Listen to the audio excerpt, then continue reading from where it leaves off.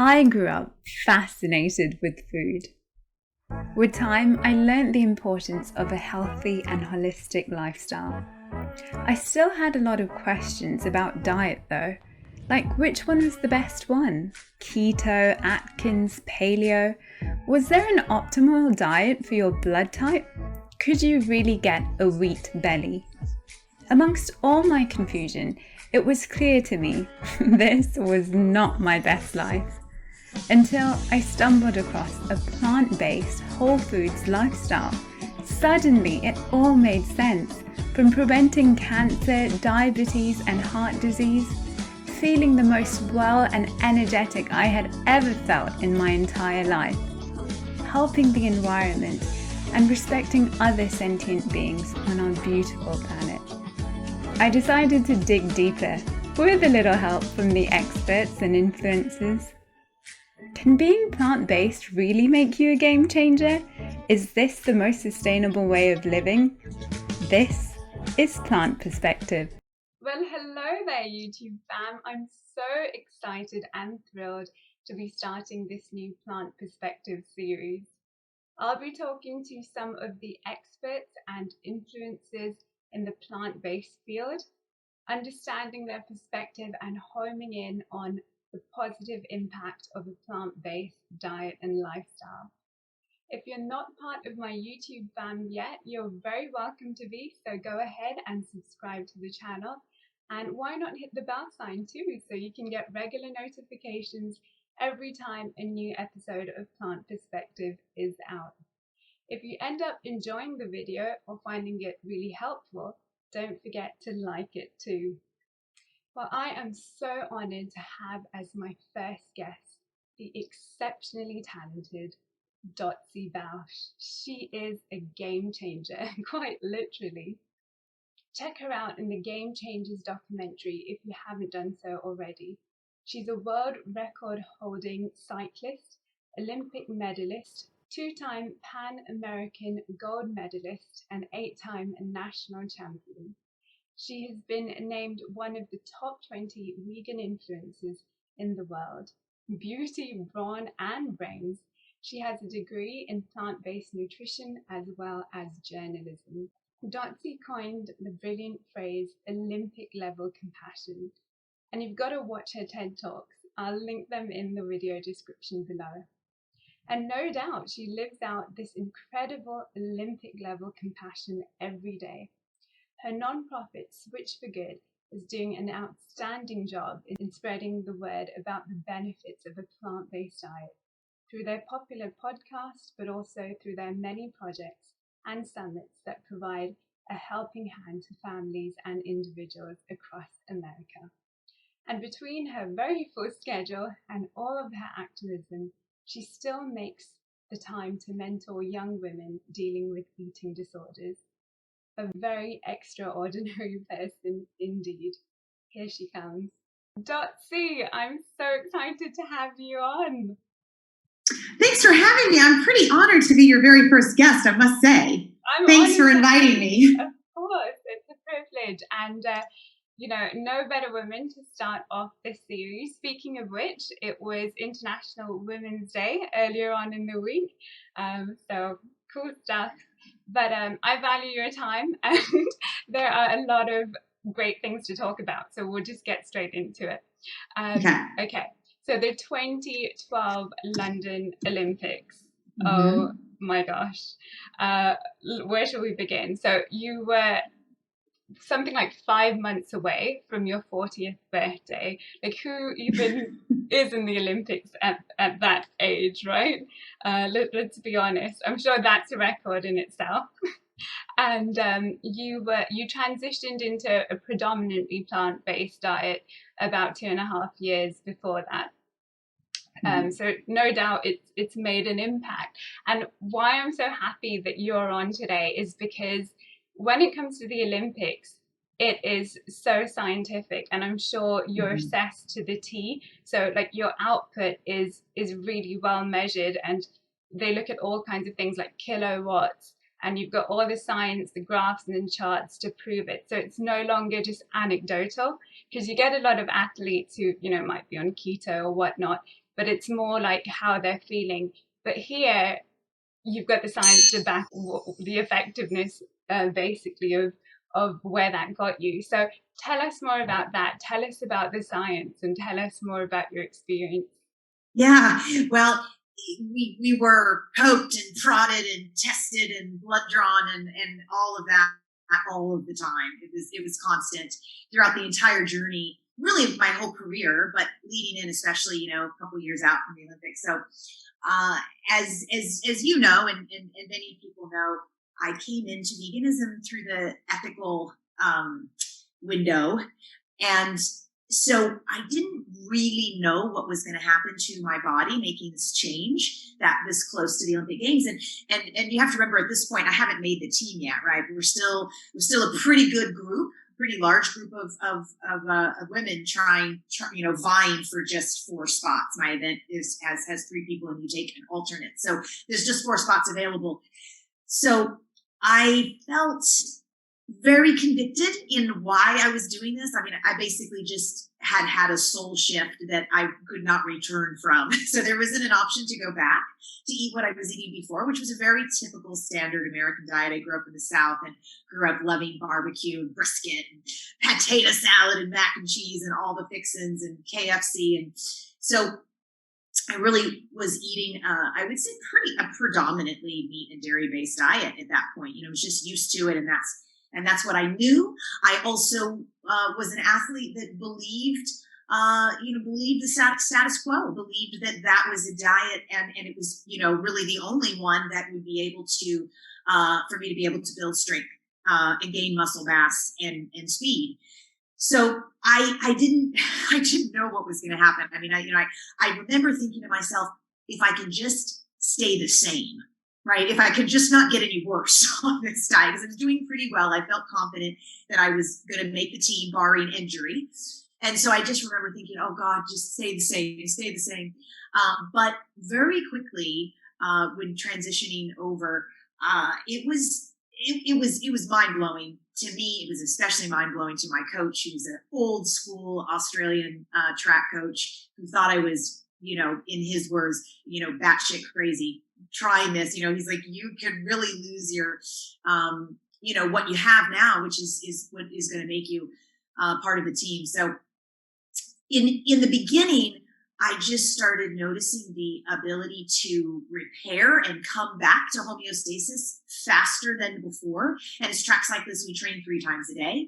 Normally there's a road ride, a track session, and a weight session in the weight room.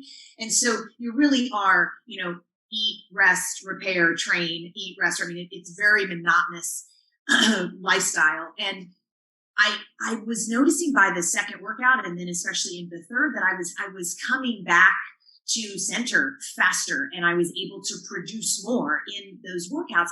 And as any elite athlete knows, the more workload that you can do, the more workload you can handle, the better athlete you're going to be, right? Because then you repair from that and you get stronger. That's how you grow, certainly strength-wise and endurance-wise. And so I start repairing faster in between workouts. And then the next thing I know is I'm waking up with a lot more energy. And as you so kindly mentioned, I was almost 40. So, the recovery overnight, starts to slow down a bit as you age. I wasn't experiencing the recovery that I was when I was 30, these 10 years later. But I started feeling like I was 30 again. I was waking up and feeling just, like I had a kick in my step and like I could go train within the next hour, half hour. So that was really interesting. And then what was truly astounding, because I really, really believe the status quo on a meat-based diet as it relates to strength and power. We have to have an extraordinary amount of strength to get off of the line in my event, Team Pursuit. I had to produce about 800 watts to get off the line because we're on fixed gear bikes. So it requires a lot of glute and hip and hamstring strength. And I was improving in the strength category at an unbelievable rate when I switched over. And there's a scene in the Game Changers when I'm on the leg sled, but I went from lifting about 300 pounds times 60 reps times 5 sets to just before Olympics when I started tapering and coming off the weights about 600 pounds. times 60 reps times 5 sets. And that was a lot. That was like the guys in the gym looking at me like I had 7 heads, like, what is this chick doing? She's not that big. Like, how is she moving this weight? But I mean, really just being able to, my muscle synapse, my blood flow improved so much, as you saw too in the scene in the Game Changers, as your endothelial cells start to move more freely, right? And everything was improving, I think, because I had such better blood flow that I was able to get more oxygen, the working muscles, into my organs to be able to repair and recover faster. I mean, that's really what's happening, right? Vegetables have nitric oxide in them, especially beets and arugula, and you're eating a lot of that food. So you just have this amazing vascular highway to get all of the nutrients and oxygen to be able to repair faster. So it was very cool. I was very excited to not just stay the same, but get much better. Wow, that is incredible. And thanks for all the science. I love it because, of course, you have a degree in nutrition as well. So yeah, no better person to explain the facts to us. Speaking of the Olympics, we know that the dairy industry is a major sponsor of the Olympics, and it's a business at the end of the day. So they're very smart about it, and they're very smart with their dairy commercials as well. Like, for instance, I know there's one where they say 9 in 10 athletes grew up drinking milk. But and I have a background in marketing, so I know that's just a smart spin, if you will, because 9 out of 10 people most probably grew up drinking milk, let's be honest. But I love what you did. So you are obviously an Olympian, and you decided to basically take the bull by its horns and make your own dairy-free commercial. Can you tell us a bit more about that? Yeah, you're right on that marketing. I mean, it really is kind of off-putting, I think, for any Olympian to act like there's a single fluid that's going to make you become an Olympian. I mean, pretty much you can drink whatever you want when you're 5, as long as it's not vodka, and you can become whatever you want to become. So it's a bit ridiculous. There's a lot of people also grew up smoking, so you're right. It's such a fantastic way to push the marketing to make it seem like it's an important aspect to make into the Olympics. But I had just kind of had it. I was just up to here with their marketing schemes, really looking behind closed doors at the skewed science that they produce. Really got me upset that this was a fluid, a supposed recovery fluid that was being pushed on and kind of pressed into our, mentality as the only way to really fully and properly recover. And especially so because it is something that makes at least 65% of the world's population sick, uncomfortable, and unable to breathe well in the form of lactose intolerance. So 70% of the world's population. Yeah, it's almost up to 70 now. I know I was err on the side of caution, but it's almost 70%. It's about 33% of Americans. And so it's greatly, as you know, disproportionately affects people of color. And so it's mind-blowing to me that they're pushing this, and it makes way more people of color sick than it does white people. And most of their studies, in fact, the one that probably it makes me craziest is a study by the Built with Chocolate Milk campaign that really their conclusion is that milk is a premium recovery supplement, drink, fuel, whatever you want to call it. First of all, they compared it to a sugary sports drink and water. So they didn't even compare it to something nutritionally equivalent. So right there is a flaw in the analysis, in my opinion. But when you look deeper, they studied 7 men of Irish descent. So they obviously selected out those that had lactase persistence. So then from that study, you could say maybe this could be somewhat of a recovery beverage for white men, but they're saying, oh no, this is a great recovery beverage for all of us, for all people. And it's not for all people. And it's that right there shows me how racist dairy is and the peddling and pushing of this on all people. So every bit of what I just said and more led me to put on a commercial on the closing ceremonies of the 2018 Olympic Games. We also ran 2 new commercials this past summer on NBC that reached 30 million people. And they're 30-second PSAs with some of the best athletes in the world, basically just showing what they can do without milk in their life, without cow's milk in their life. And the ones this year in 2020 were lead into the Olympic Games. But then, of course, everything changed for all of us, and there was an Olympic Games. But we have some interesting bits teed up for NBC for this year, because hopefully the Olympics are going to happen in July and August of this year. So excited. I'm really looking forward to it coming out. And as for the commercial itself, I will put a link in the video description, so you guys have to go check it out because it is amazing. Yeah, I mean, speaking of the Olympics, and how can we not? It's you, Dotsie, after all.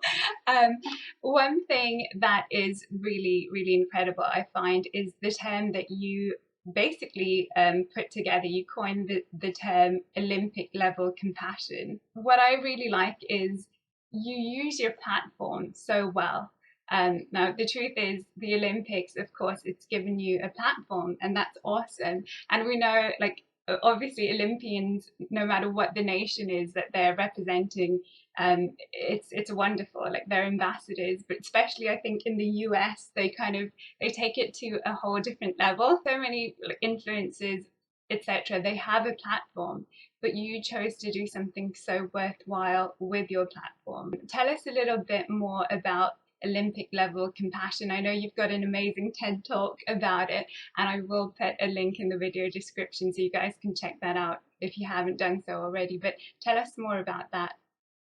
Well, throughout the whole Olympic journey, my teammate and I, Jenny Reed, always talked about, you're always talking about getting to a specific level as an athlete, even before Olympics, right? Because you're doing world championships every year, you're doing 3 or 4 World Cups every year, you're doing national championships. So we were always just talking about levels, right? And we would compare our levels, and you can compare your levels from anything from, the intervals that you completed that day, your wattage, your blood scores, your output, your heart rate, it's a constant discussion about where you are and what level you are at. So it was just a term that we were using all the time. And post Olympics, when I got asked to do this TED Talk, and I got asked to do the TED Talk, about my journey to the Olympics was why they asked me. But I thought, the second I got asked, I thought, there's no way I'm not going to use this as a platform to talk about what really matters. And a little side note to that, when you do a TED Talk, they assign you a speaking coach, which I was really excited about because, gosh, we can always get better at speakers, right? And I thought, this will be such a wonderful way to learn how to be better, because I was starting to do a lot of speaking. So anyway, he sat with me the first couple of times, and we went through what I wanted the TED Talk to be about.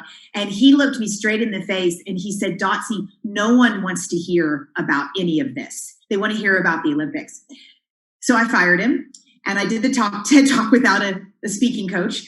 But I thought, I think people do want to hear this, and they want to hear it even more now than they did. I don't know. I think I did it 6 years ago or something like that. And so it just kind of came to me. It was like, at what level do I want to share this information with the world, and how am I going to use this platform on the TEDx stage? Am I going to talk about myself and what every Olympian can talk about and the journey there, that's always filled with a million ups and downs? Or can I use it to speak up for the voiceless? And I chose that. So it just kind of came to me one day, the Olympic level compassion, because it's that just, I think, breeds greatness in people's minds when they think, like you mentioned earlier, like the Olympics are kind of the top level of any sporting person's career.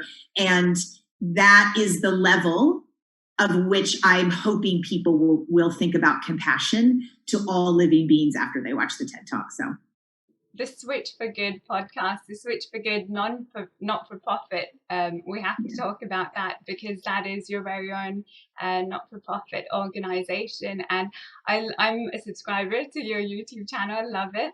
Of course, you've got your podcast as well, and it's fantastic because you basically have these great doctors and influencers. You've had Dr. Neil Bernard, people like Nehemiah Delgado, you've had just incredible people, Earthling Ed as well. So really, really good mix of vegans, basically. But then there's so much that goes on in the background as well. There's so many projects that you're involved in the States, everything from saving the animals to helping young people. So tell us more about it. Yeah, well, thanks. I'm glad you enjoyed the podcast, and hopefully people can tune in. I hosted alongside Alexandra Paul, who is a gorgeous human in every way, shape, and form, inside and out. And I just have so much fun doing it with her and alongside her. She's a longtime activist, a longtime actress as well. People know her from the Baywatch. Yeah, for sure.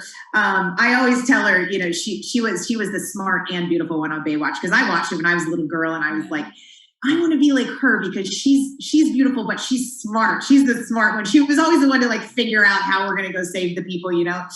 So she's a longtime animal activist, like the get arrested kind. You know, she's been arrested 11 or 12 times, I think, for her activism. So the podcast is just, it's growing rapidly, and we're just, gosh, it just feel really grateful to be able to have this voice and share, as you said. I mean, there's so many remarkable people. I mean, we're, you know, every day it's like, oh, that person, which is exciting because it's so many more involved now in this movement than there were even, you know, 10 years ago.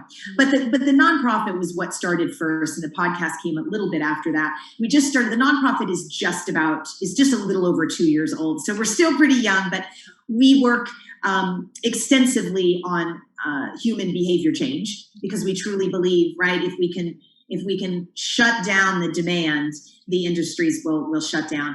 But we also work on policy level, from local, state, and national level, policies and laws. So changing laws for animals, and, you know, mostly as it relates to dairy and the food that is on our plates.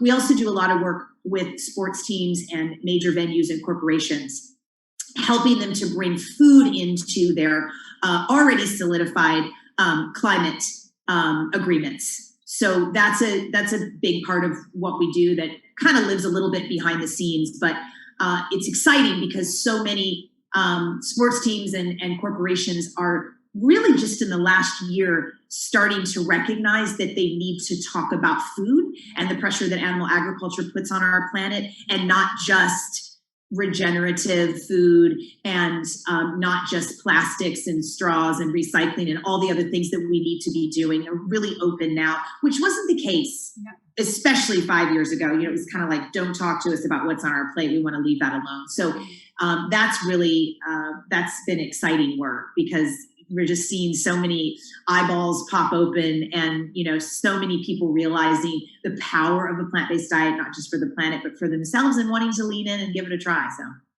Awesome. Well, guys, you're going to see a subscribe or go-to button at the end of the video, so go check out the Switch for Good podcast. It's an awesome channel. You mentioned behavioral change there, and something that I'd like to talk about, but it's such a there's so much depth in it, and it's a lot more complicated, or complex rather, than it is on the surface. But eating disorders, but that's something that you have experience with, and hats off to you for overcoming that and being a champion as well there. But you mentor young girls who are going through eating disorders in their recovery process. I know when it comes to eating disorders, it's like an outer manifestation of inner pain, just like with any addiction. But it wasn't until I switched to a plant-based diet that I really found, and a whole foods plant-based diet, because it's easy to be vegan, right? But being whole foods plant-based is a little bit more work. But I just find myself like so free. Like, I don't even have to work out as much. I can eat as much as I like. How can a plant-based diet help somebody with an eating disorder, in your opinion? Well, that's a complicated question because, first of all, I want to state and make sure that we all recognize that anything that is diet-esque or diet-like probably has no place in the recovery from an eating disorder, whether it's overeating or bulimia or anorexia. So I think when you talk about veganism or whole food plant-based, it really needs to be discussed as a lifestyle. I mean, for me, coming from that history, as you can imagine, it was a little scary. I was 100% well by the point when I moved over to vegan lifestyle. But it was scary in the beginning because it was like, for years at that point, I had given myself the freedom to eat anything I wanted, right? Like that was part of my recovery. I was like, I want to be able to literally eat anything I want and do it in a healthy, safe way that's in moderation. And I want to be able to enjoy it. And so I was a little scared because I was like, is this me restricting? Is this, me kind of looking back on that in that time in my life? Am I walking a tightrope here and am I entering a danger zone? But what's so different, especially obviously if you come in from the ethics point of view, which as you know, I did, it was this, it cracked my soul wide open into just beauty and it felt like I was giving love to the world every single time I sat down to a meal. And because it felt like that, what reciprocated was more self-love. So I think that aspect, the ethical aspect of eating vegan and eating whole foods and plant-based can be really healing to somebody who's struggling from a return of the self-love, right? To give love and receive love, because that's what it feels like to me. I mean, I still get giddy when I sit down, when I'm cooking or making a meal and I sit down to eat it. It's like, nothing was harmed in the making of this. And it just feels, beautiful. And it's just a fulfilling, soulful experience. So I think that aspect of it is what can be healing. And it is something that I have worked on with some of the treatment facilities in the United States, because they are very, very fearful of veganism being construed as a diet and just an excuse. So it's really their psychologists' jobs to do the intake properly with the patient and make sure that it's not a diet for them, right? And that it is something that is truly from their ethics. And if it is, they need to provide and have the options of the food and the calories. Because, right, there's nothing more horrible that for us that are ethical vegans than to think we have to go to the hospital and start eating chicken or start eating our friends, right? I mean, that'll really set you off on. So I've worked with a few of the treatment centers to just put in, what does a breakfast look like? What does a lunch look like? What does a dinner look like? So that they can provide, because it's plenty of calories. You just have to know what you're doing, right? It's just going down kind of, a new course and just understanding what all the nutrients are and where they come from. So absolutely. And speaking of which, there's this really great playlist that you have on the Switch4Good channel, the YouTube channel, where all these different vegans come in and they talk about what they eat and sort of like what a standard meal would be, or like a pre-workout sort of meal. So if you guys are interested, definitely go check that out. And that kind of reminds me of something really beautiful that you said in the Ritual podcast as well. You said every time you sit down to eat, you're choosing consciousness over ease, which is just the amazing thing. And it's all about that self-love and loving the planet and loving, others as well, and what you're putting into yourself. So just lastly then, Dotsie, for anyone who's watching today who's interested in a plant-based diet and they're kind of on the fence because it's getting more popular, but it's still a new thing to a lot of people, and perhaps their families, aren't supporting them or they don't want to join, what's your advice? Right. Well, so first thing would be Don't try to be perfect, right? We have this, because we come from a diet culture. I think when anyone starts a quote diet, they feel like they have to stick to it 100% or quit. So this isn't a diet. This is definitely a lifestyle in every way, shape, and form. So cut yourself some slack. Don't try to be perfect. It's fine to take it slow, right? You don't have to like, oh, okay, tomorrow morning I'm going to wake up and never eat another animal or animal product again. No, you could start with one meal a day. You can start with part of a meal a day. You really, the list is endless on how you can do this. The point is to just try, right? So set up what works for you. I think it's really important in the beginning to state your why, right? Because if you don't know why you're doing something, it's pretty difficult to stick to, right? And I would suggest that you place that why on a sticky note and place it on the fridge or place it on your desk or place it on your mirror, so that you're reminded of it multiple times a day. So you've got that conviction and you have that why. There's so many whys to move into whole food, plant-based.